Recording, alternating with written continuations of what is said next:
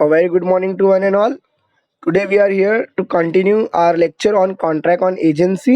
Last lecture में हम लोगों ने देखा था कि कॉन्ट्रैक्ट ऑफ एजेंसी होता क्या है, यानी कि हम लोगों ने उसका इंट्रोडक्शन देखा था। एजेंसी क्रिएट कैसे होता है, modes of creation of agency देखा था हम लोगों ने, और हम लोगों ने देखा था what are the essential of contract of agency. ये तीन चीज़ें हम लोगों ने लास्ट लेक्चर में देखा था। अगर आपने लास्ट लेक्चर अटेंड नहीं किया है तो लिंक डिस्क्रिप्शन में आपको लिंक मिल जाएगा। आज हम लोग एक स्टेप आगे बढ़ने वाले हैं। आज हम लोग बात करने वाले हैं कि एजेंसी के rights and contract of agency के अकॉर्डिंगली एजेंट के राइट्स और ड्यूटीज़ क्या होते हैं वो हम लोग देखेंगे। तो आइए शुरुआत करते हैं राइट्स एंड ड्यूटीज़ की। पहले हम लोग देखेंगे what are the rights of agent. Guys इसके पहले कि मैं आपको राइट्स ऑफ एन एजेंट बताऊं, एक बार शॉर्ट में कॉन्ट्रैक्ट ऑफ एजेंसी बता रहा हूं, ध्यान से सुनिए आप। तो कॉन्ट्रैक्ट ऑफ एजेंसी में होता क्या है, basically it is a relation between two person. जहां पर मान लीजिए कोई एक मिस्टर ए है, वो मिस्टर बी को अपॉइंट करता है एज एन एजेंट। तो यहाँ पर मिस्टर बी जो है वो मिस्टर ए को रिप्रेजेंट करेंगे किसी थर्ड पार्टी के सामने, फॉर एग्जांपल सी के सामने, या फिर ये कह लीजिए कि मिस्टर बी जो है वो ए के बिहाफ में कोई एक्टिविटी परफॉर्म करेंगे सी के लिए, यानी थर्ड पार्टी के लिए। तो जब भी आप किसी भी पर्सन को अपॉइंट करते हो खुद को रिप्रेजेंट करने के लिए या फिर आपके बिहाफ में कोई काम करने के लिए थर्ड पार्टी के सामने, तो उसी को कॉन्ट्रैक्ट ऑफ एजेंसी कहते हैं। यहाँ जो पर्सन अपॉइंट कर रहा है इसको प्रिंसिपल कहा जाता है, और जिस पर्सन को अपॉइंट किया जा रहा है उसको एजेंट कहा जाता है। So that is the contract of agency. अब बात यह आती है कि as per the Indian contract act, contract of agency के अंडर में एजेंट को क्या अधिकार दिए गए हैं और क्या ड्यूटीज है वो हम लोग देखेंगे। पहले बात करेंगे ड्यूटीज की, फिर बात करेंगे राइट्स की। चलिए देखते हैं ड्यूटीज क्या हैं। ड्यूटीज ऑफ एन एजेंट की अगर बात करें, the very first one is agent duty is to conduct principal's business. Guys principal ने आपको जिस भी पर्पस के लिए अपॉइंट किया है, being an agent it is your sole responsibility to fulfil that purpose. आपको वो पर्पस पूरा करना ही पड़ेगा, आपको वो पर्पस कंप्लीट करना ही पड़ेगा, because you are bound to that. तो agent is bound to conduct the business of his principal according to the direction given by principal, or in the absence of such direction according to the custom which prevail doing the business in the same kind। Guys क्या कहा गया कि normally अगर आप agent हो तो आपकी responsibility के प्रिंसिपल का business as per the direction of principal आपको कंप्लीट करना ज़रूरी है। जैसे भी डायरेक्शन प्रिंसिपल ने दिया है उसके अकॉर्डिंगली आपको काम करना है। अगर मान लीजिए प्रिंसिपल ने कोई डायरेक्शन दिया ही नहीं है तो जो रूटीन वर्क है, जो नॉर्मल कस्टम है उस प्लेस का, जैसे मान लीजिए मैं आपको एग्जांपल दे रहा हूँ, रेंट की अगर हम लोग बात करें तो रेंट जो है वो मंथली कलेक्ट किया जाता है। मान लीजिए अगर मैं झील को अपॉइंट करता हूँ as an agent to collect rent on my behalf, झील को मैं कह रहा हूँ कि आप मेरे बिहाफ में रेंट कलेक्ट कीजिए, और मैं झील को कह रहा हूँ कि हर 3 महीने में आप रेंट मुझे सेंड करोगे, हर 3 महीने में 3 महीने का रेंट आप मुझे सेंड करोगे। तो यहाँ पर झील जो है वो एवरी 3 मंथ में, हर 3 महीने में रेंट मुझे फॉरवर्ड करेगा, क्योंकि ऐसा मैंने उसको डायरेक्शन दिया हुआ है। अब मान लीजिए देर इज़ नो डायरेक्शन, मैंने कोई डायरेक्शन दिया ही नहीं, तो ऐसे केस में, रेंट के केस में, एवरीवन नो के रेंट जो है वो मंथली कलेक्ट किया जाता है। तो ऐसे में अगर मैं डायरेक्शन नहीं दे रहा हूँ तो इन दी एब्सेंस ऑफ डायरेक्शन जो झील है वो मुझे मंथली मेरा अमाउंट जो है वो ट्रांसफ़र करेगा। तो ये हमेशा आपको याद रखना है कि जो भी आप एज एन एजेंट अगर काम कर रहे हो तो ये आपकी ड्यूटी है, इट इज़ योर रिस्पॉन्सिबिलिटी कि आपको प्रिंसिपल का बिजनेस कंडक्ट करना है, प्रिंसिपल के दिए हुए डायरेक्शन के अकॉर्डिंगली कंडक्ट करना है। And in case of absence of direction, जो भी रूटीन है या कह लीजिए जो भी कस्टम है जो मार्केट में या उस जगह पर अवेलेबल है, आपको वो फॉलो करना है। When the agent act otherwise, if any loss be sustained, he must make good it to the principal। Guys ध्यान से सुनिए आप, अगर एजेंट मेरे डायरेक्शन के अकॉर्डिंगली नहीं चल रहा है और इसीलिए कोई लॉस हो रहा है तो मेरे लॉस की भरपाई करके देना एजेंट की जिम्मेदारी है। इतना ही नहीं, if any profit accrue he must account for it. लेकिन मान लीजिए एजेंट अगर मेरे अपोजिट जाकर प्रॉफिट जनरेट कर रहा है तो वो प्रॉफिट वो मुझे देगा, बट अगर लॉस होता है तो लॉस उसको बर्दाश्त करना पड़ेगा। और यहाँ तक कि अगर सोच लीजिए आप, एजेंट अगर मेरे अकॉर्डिंगली चल रहा है और लॉस होता है तो ऐसे में मैं खुद जिम्मेदार होऊंगा, प्रिंसिपल खुद जिम्मेदार होगा। तो गाइज यहाँ पर सबसे इम्पोर्टेंट बात जो नोट करने वाली है वो ये है कि एजेंट जब भी काम करेगा it should be as per the direction of principal, principal के डायरेक्शन के अकॉर्डिंगली होना चाहिए, प्रिंसिपल के डायरेक्शन के अकॉर्डिंगली प्रिंसिपल का बिजनेस कंडक्ट करना पड़ेगा। That is the first duty. After that, the second duty is skill and diligence required from the agent as per section 1202 12 212। Guys क्या कहा गया, बहुत सिंपल सी बात है। मैं एजेंट को क्यों अपॉइंट कर रहा हूँ, क्योंकि वो एक पर्टिकुलर टास्क है जो मैं पूरा नहीं कर सकता। अब मुझसे वो टास्क पूरा नहीं हो रहा है, इसीलिए मैं किसी ऐसे पर्सन को अपॉइंट करता हूँ जो उस टास्क को कंप्लीट करने के लिए आप कह लीजिए एक्सपर्ट है, यानी कि उसके पास में स्किल है, डिलीजेंस है, नॉलेज है। अपने स्किल, इंटेलिजेंस और नॉलेज के बेस पर वो उस टास्क को बेहतर तरीके से कर सकता है, इसीलिए मैं उस पर्सन को अपॉइंट कर रहा हूँ। तो ऐसे केस में जिस भी पर्सन को मैं एजेंट के रूप में अपॉइंट कर रहा हूँ, उसकी जिम्मेदारी है कि उसको अपना स्किल, अपना टैलेंट यूज़ करना पड़ेगा उस रिस्पॉन्सिबिलिटी को पूरा करने के लिए। देखिए क्या लिखा हुआ है, an agent is bound to conduct the business of agency with such a skill as agency possessed by the person engaged in the similar business. Unless the principal has noticed his want of skill, the agent is always bound to act with a reasonable diligence to use the skill as he possesses. Guys क्या कहा गया, देखिए मान लीजिए अगर आप एक marketing agency हो, मैं प्रोडक्शन कंपनी हूँ, मैं आपसे मार्केटिंग करवा रहा हूँ। गाइस मैं खुद भी मार्केटिंग कर सकता हूँ, बट मेरे को मार्केटिंग का नॉलेज नहीं है, इसीलिए तो मैंने आपको अपॉइंट किया है। तो आपकी जिम्मेदारी है कि बीइंग अ मार्केटिंग कंपनी आपको अपना स्किल, अपना नॉलेज, अपना इंटेलिजेंस यूज करना चाहिए ताकि आप मेरे बिजनेस को प्रॉफिट दिलवा सको। यहाँ पर इम्पोर्टेंट बात क्या है कि मान लीजिए कि अगर आप अपना इंटेलिजेंस यूज़ नहीं करते हो और किसी तरीके से कोई भी कह लीजिए आप निगलेक्ट कर रहे हो, जिसकी वजह से कोई नुकसान हो रहा है या कोई मिसकंडक्ट, कोई गलत एक्टिविटी कर रहे हो, कोई फ्रॉड कर रहे हो, जिसकी वजह से प्रिंसिपल को डैमेज हो रहा है, तो इनडायरेक्टली आप कह लीजिए आप उस डैमेज के लिए रिस्पॉन्सिबल हो, आपको कॉम्पेंसेशन देना होगा प्रिंसिपल को। गाइज अगर आप अपनी नॉलेज को यूज़ नहीं कर रहे हो और कोई नुकसान हो रहा है, तो ऐसे केस में यू आर रिक्वायर्ड टू पे कॉम्पनसेशन। जैसे फॉर एग्जांपल आप एक मार्केटिंग कंपनी हो, आपको पता है कि एडवर्टाइजिंग के लिए किसको अपॉइंट करना चाहिए, फिर भी आपने गलत पर्सन को अपॉइंट किया और इसीलिए मेरे प्रोडक्ट का सेल डाउन हो गया, तो ऐसे में आप रिस्पॉन्सिबल हो, आपको कॉम्पनसेशन देना पड़ेगा मुझे। तो गाइज जब भी आप एक एजेंट हो और आप अपने नॉलेज को यूज़ नहीं कर रहे हो, तो ऐसे केस में प्रिंसिपल को कॉम्पनसेशन देना पड़ेगा। आगे आता है duty to render proper account. अब गाइस अगर आप एजेंट हो, आप बहुत सारी एक्टिविटी परफॉर्म कर रहे हो, आप बहुत सारे ट्रांजेक्शन्स को रिकॉर्ड कर रहे हो, it is as per the section 213 it is your responsibility कि आपको प्रॉपर अकाउंट जो है वो प्रिंसिपल के साथ में शेयर करना है जब भी प्रिंसिपल डिमांड करे या जो भी टाइम डिसाइड हुआ है। लाइक मान लीजिए जैसे हमने एग्जांपल देखा था अर्लियर एग्जांपल में, झील को मैं कह रहा हूँ कि झील आपकी responsibility, you have to collect the rent on my behalf. तो सिर्फ रेंट कलेक्ट करना झील की रिस्पॉन्सिबिलिटी नहीं है, ये जितना भी कलेक्शन हो रहा है रेंट का, उसका प्रॉपर हिसाब रखना, जो भी कलेक्शन है उसका आप कह लीजिए रिकॉर्ड मेंटेन करना भी झील की रिस्पॉन्सिबिलिटी। जब भी मैं मांगूंगा वो रिकॉर्ड मुझे ट्रांसफ़र किया जाएगा। तो that is the duty of a agent, you can say. Then after duty to communicate with principal, guys as per the section 214 it is the duty of agent in case of any difficulty to reach the user reasonable diligence in communicating with his principal and seeking obtain his instruction। Guys जब भी आपको लगता है कि routine से कोई भी चीज़ हट रही है, मान लीजिए कोई एक पर्सन है जो रेंट नहीं दे रहा है, झील को मैंने कहा एवरी मंथ रेंट कलेक्ट कीजिए आप, कोई एक पर्सन है जिसने 2 महीने से रेंट नहीं दिया, तो now it is the responsibility of the agent to communicate with the principal. जो भी चीज़ रूटीन से हटके है, एजेंट की जिम्मेदारी है कि प्रिंसिपल के साथ में वो कम्युनिकेट करें। देन बात आती है not to deal on his own account. कोई भी एजेंट, कभी भी याद रखिए, कोई भी एजेंट जब भी आपके साथ में डील कर रहा है वो खुद के अकाउंट पे डील नहीं कर सकता। अब इसका मतलब क्या है, आप डिटेल में समझ लीजिए। मान लीजिए कि मैंने किसी पर्सन को कहा, मान लीजिए कि मैंने मिस्टर ए को कहा कि आप मेरे लिए एक फ्लैट ढूंढ दीजिए। मिस्टर ए फ्लैट ढूंढ रहे हैं और कह रहे हैं कि उन्हें फ्लैट नहीं मिल रहा है। बाद में मैं देख रहा हूँ कि वही फ्लैट मिस्टर ए ने जो मेरे लिए ढूंढा था वो खुद खरीद लिया। तो ऐसे केस में मैं मिस्टर ए के अगेंस्ट में सूट फाइल कर सकता हूँ।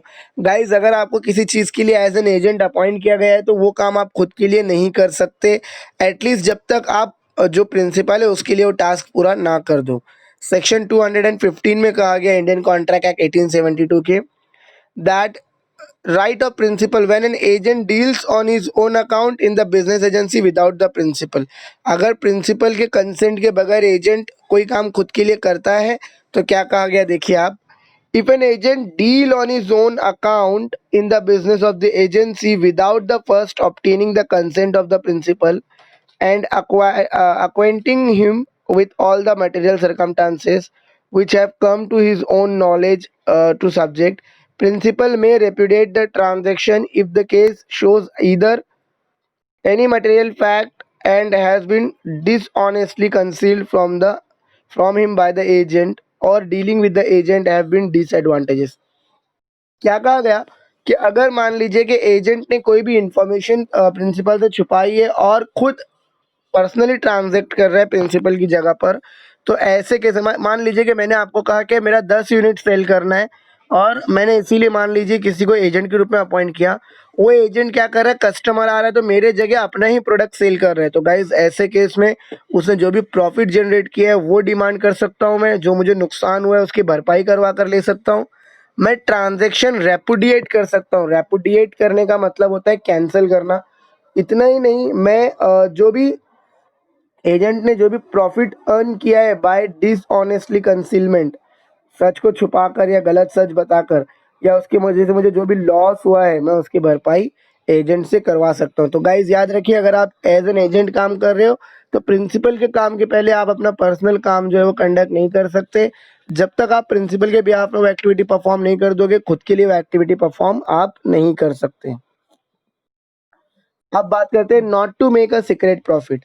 जब भी, जैसे कि आपने देखा हम लोगों ने जो हमारा ड्यूटी नंबर 3 था उसी में देख लिया कि आप एजेंट हो तो आपकी जिम्मेदारी है, you have to give a proper account. आपको प्रॉपर अकाउंट, प्रॉपर रिकॉर्ड जो है वो शेयर करने हैं। सेक्शन 216 क्या कहता है इंडियन कॉन्ट्रैक्ट एक्ट का? It deals with principal's right to benefit gained by the agent dealing on own account. An agent without knowledge of his principal should deal in a business of agency on his own account to make secret profit। Guys क्या कहा गया कि कोई भी agent बगैर principal के knowledge के they should not deal with in the business.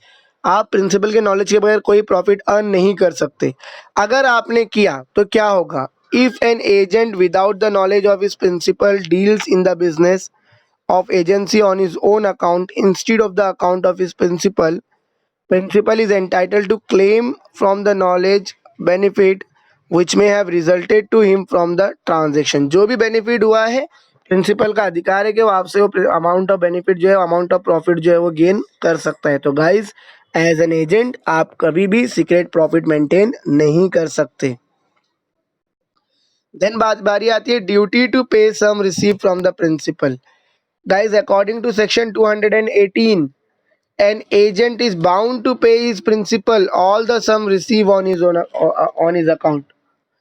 Guys बहुत सीधी सी बात है, एज एन एजेंट प्रिंसिपल का कोई भी अमाउंट अगर आपको मिल रहा है तो वो सारा का सारा अमाउंट आपको ट्रांसफ़र करना प्रिंसिपल को ज़रूरी है।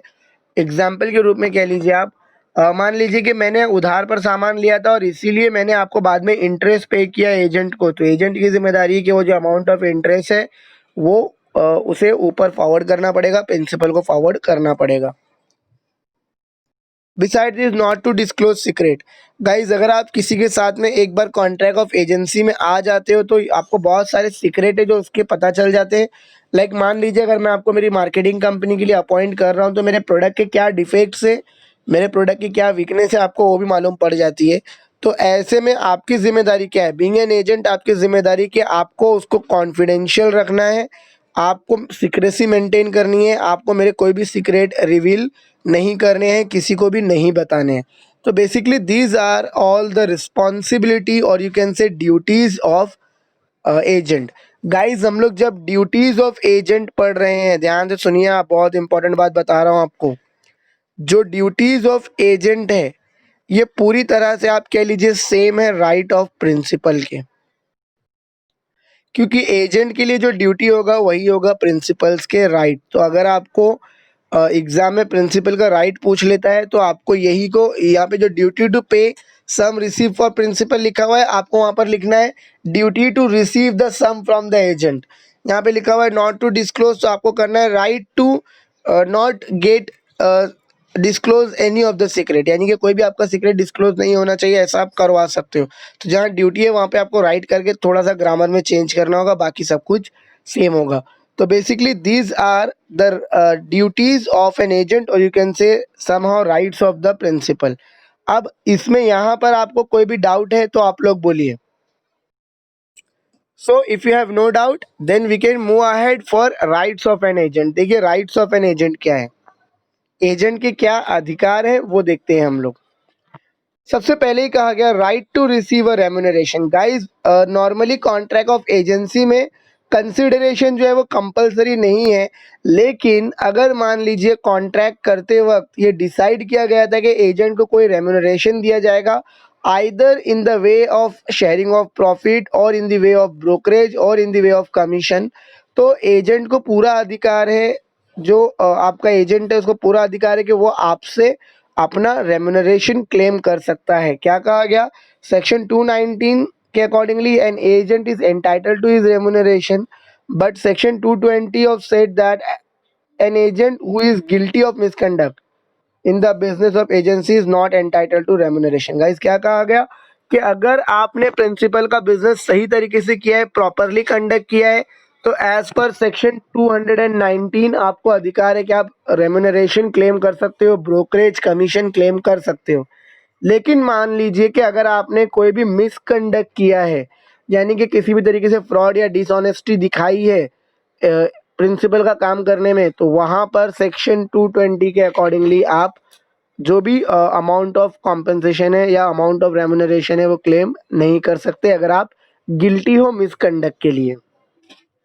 Similarly right of lien section 221। Guys जैसे कि मैंने कहा कि आपको अधिकार है कि आप प्रिंसिपल से रेम्यूनरेशन क्लेम कर सकते हो, तो साथ ही साथ आपको अधिकार है right of lien. Right of lien का मतलब होता है राइट टू होल्ड और राइट टू रिटेन, कह लीजिए आप अपने पास होल्ड करके रखना या फिर रिटेन करके रखना कह लीजिए।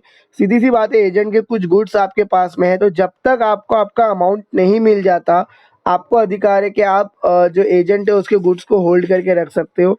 इतने ही नहीं, एजेंट की प्रॉपर्टी को, पेपर्स को, सभी चीज़ों को होल्ड करने का आपको मूवेबल रिमूवेबल जो भी प्रॉपर्टी आपको होल्ड करने का अधिकार है, until the amount due himself for the commission disbursement receive in respect of the same has been paid. Guys क्या कहा गया कि जो भी अमाउंट ऑफ ट्रांजैक्शन है, जो भी कह लीजिए आप डैमेजेस वगैरह थे, जब तक वो आपको पे नहीं हो जाते, जो रेम्यूनरेशन था वो पे नहीं हो जाता, आपको अधिकार है, you can line on a principles property, आप प्रिंसिपल की प्रॉपर्टी को रिटेन कर सकते हो।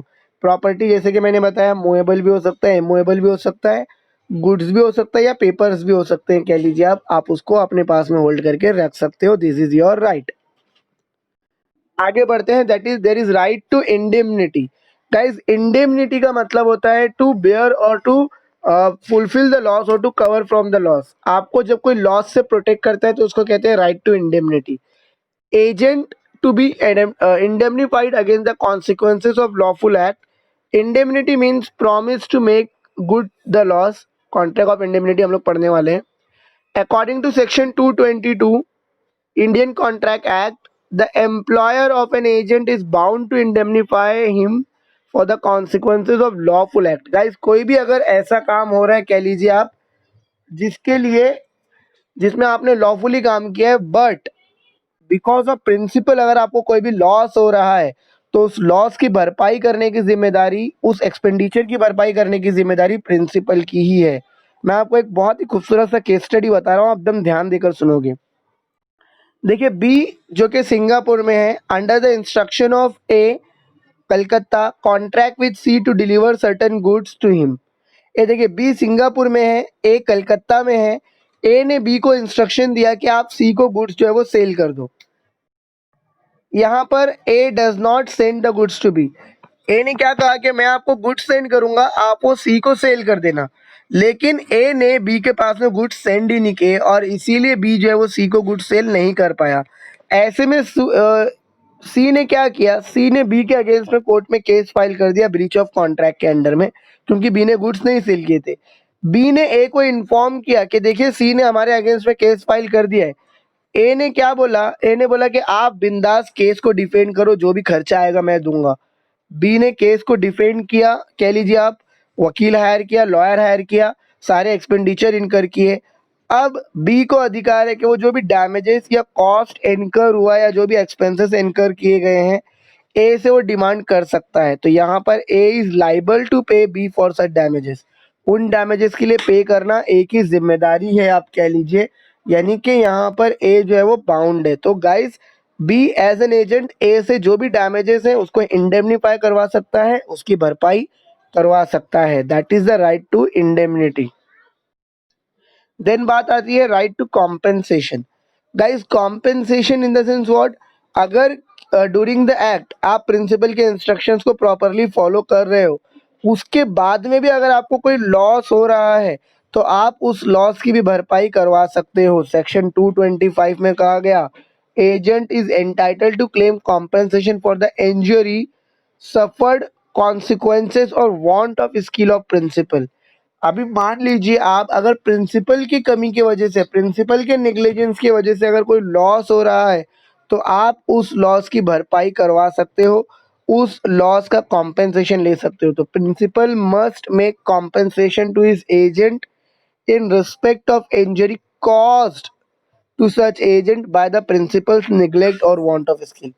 प्रिंसिपल की नज़रअंदाजी की वजह से या प्रिंसिपल की काम चोरी की वजह से अगर कोई लॉस होता है एजेंट को, तो एजेंट उसके लिए आप कह लीजिए क्लेम कर सकता है। देखिए, A employ B as a bricklayer in the building of a house and put up the scaffolding himself. The scaffolding is unskillfully put up and B is in a consequences of hurt. A must make the compensation. Guys देखिए, example को मैं और थोड़ा simple कर देता हूँ। Like मान लीजिए कि मैंने आपको एज एन एजेंट अपॉइंट किया मिल्क सप्लाई करने के लिए, लेकिन आपको मिल्क मैं ही देता हूँ, आप मेरे लिए मिल्कमैन हो, मेरे तबेले से आप मिल्क लेकर जाते हो और आगे सप्लाई करते हो। गाइस मान लीजिए कि मैंने आपको मिल्क जो है वो सप्लाई नहीं किया टाइम पर और इसकी वजह से आपके 4 ग्राहक जो है वो छूट गए, तो आपको यहाँ पर लॉस हुआ। तो अल्टीमेटली उस लॉस का जो भी कॉम्पेंसेशन है, अल्टीमेटली उस लॉस का कॉम्पेंसेशन की देने की जिम्मेदारी मेरी ही होगी। तो that is the right to compensation कह लीजिए आप। तो दोस्तों, basically these are the right of compensation, और you can say these are the rights for the agent. एक बात आपको यहाँ पर ध्यान रखनी है कि एजेंट्स के जो भी राइट्स हैं वो प्रिंसिपल के लिए ड्यूटीज़ हैं, एजेंट्स की जो भी ड्यूटीज़ है वो प्रिंसिपल के लिए राइट्स हैं। तो गाइज, आज के लिए इतना ही। नेक्स्ट लेक्चर में हम लोग मिलेंगे एक नए टॉपिक के साथ। Thank you, have a great day.